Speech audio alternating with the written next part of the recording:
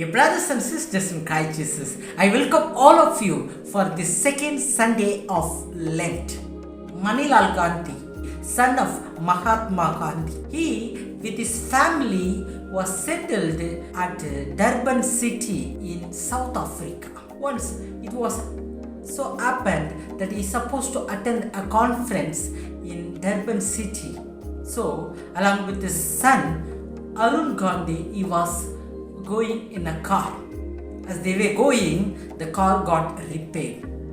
So they gave a car to a workshop, and Manilal Gandhi sent to his son, "You repair the car and bring it to the conference hall. It is getting late, I'll go." Then when they were repairing that car in a workshop, he just saw there was a theatre closer to that.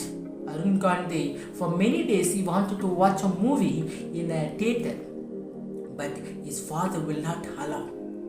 So today, by all means, he wanted to watch without the knowledge of his father. So he decided that I'll go and watch the movie and come. So he went and watched the movie and came back, but it was too late. So he came and took a car and went very fast to a conference hall. His father, Manilal Gandhi, actually was waiting for his son. As soon as he went, he said to his father, there was a big problem in the car. Therefore, he took time to repair the car. Then Manilal Gandhi said to his son, Arun Gandhi, "Okay, you take the car and go home. Today I will walk and come." He asked, "What happened, father? Why have you decided to walk today?" Then Manilal Gandhi said to his son Arun Gandhi that I have not taught to my son to be honest and truthful. Therefore, today I have decided to give punishment for oneself. And he said, as soon as the conference got over, I rang up to that workshop and asked. They said the car was ready 2 hours ago. And Arun Gandhi understood that the father came to know everything. And that day, as he said, he walked for 18 kilometers from the conference hall to his home. Manilal Gandhi, who gave punishment for oneself, which actually changed his son Arun Gandhi. From that day onwards, he used to be very honest and truthful. As Manilal Gandhi gave a punishment for oneself for the change of his son, Jesus also took up the cross for himself in order to get the change from the people, in order to give salvation, redemption for the people of God. Today, the liturgy of the word invites all of us for a change of heart. And particularly, we see in the gospel reading, the Transfiguration of Jesus, which gives an invitation for all of us, a call for change.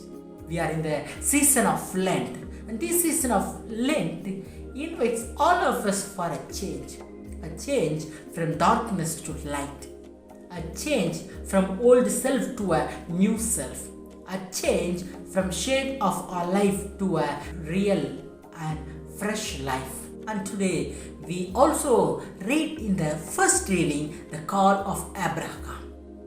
Call of Abraham actually is a call of change. There was a call for Abraham to change to a new place, change from old life to a new life. The gospel reading also the Transfiguration of Jesus, expression of a change. So both the readings, it speaks about a change of life.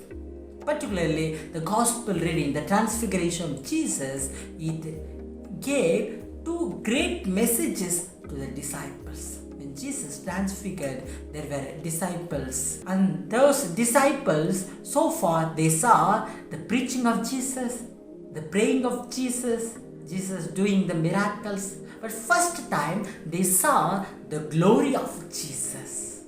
From this, they understood who Jesus is. So, the first message for the disciples are to know and understand Jesus, very especially the divinity of Jesus.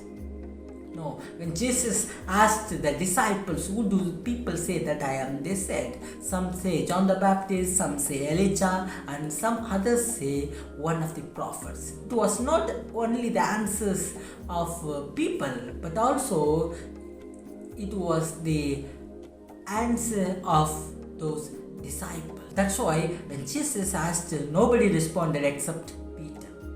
But all these questions are being clarified in today's gospel reading, that is, during the transfiguration of Jesus.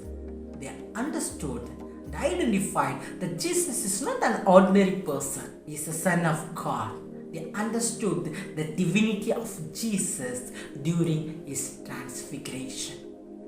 And we also see during the transfiguration of Jesus, Elijah was there, who was representing the prophets, and Moses was there, who was representing the entire land. So these two persons, they cover the entire Old Testament, and they bring out the plan of God in order to give salvation for the people of God. Therefore, God sent his only Son.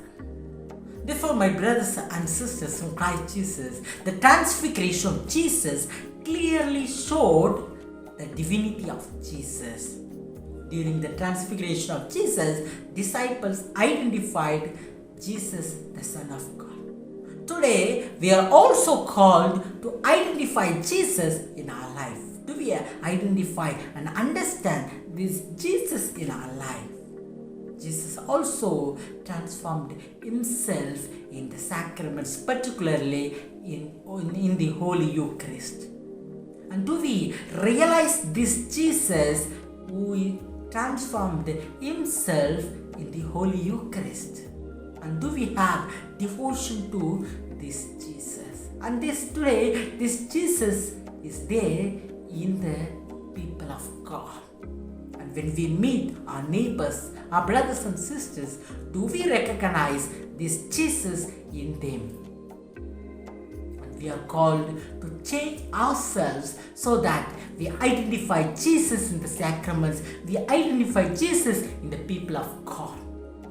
The second message of transfiguration to the disciples, it is to understand the service of God, to understand the ministry of Jesus. When Luke shared about the transfiguration of Jesus in the Gospel, it is particularly mentioned in Luke chapter 9 verses 30 and 31. Elijah and Moses, and they were speaking about the passion and death of Jesus, which is going to happen in Jerusalem. So the transfiguration of Jesus is also denoting and showing to us the passion and death of Jesus. It is therefore when Peter said to Jesus that we will make 3 tents here itself, Jesus said that it is not good to remain in happiness always. In a way, he is inviting them to accept the cross. He is telling to them that the Son of God is going to offer himself.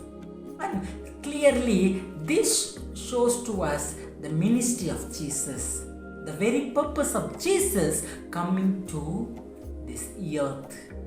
So, it also invited Jesus to continue the mission of Jesus, to accept the crosses of daily life and do the ministry of God.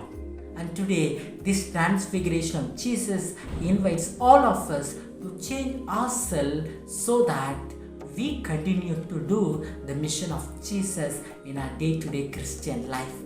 Therefore, my dear brothers and sisters in Christ Jesus, the Gospel reading today, particularly the transfiguration of Jesus, invites us to identify Jesus in our life and to continue the mission of Jesus in our life.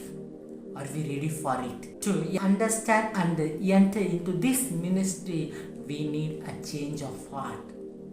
We are in the season of Lent. Let us have a change of heart. Let us completely remove our old self and let us change ourselves into a new self. May God bless you.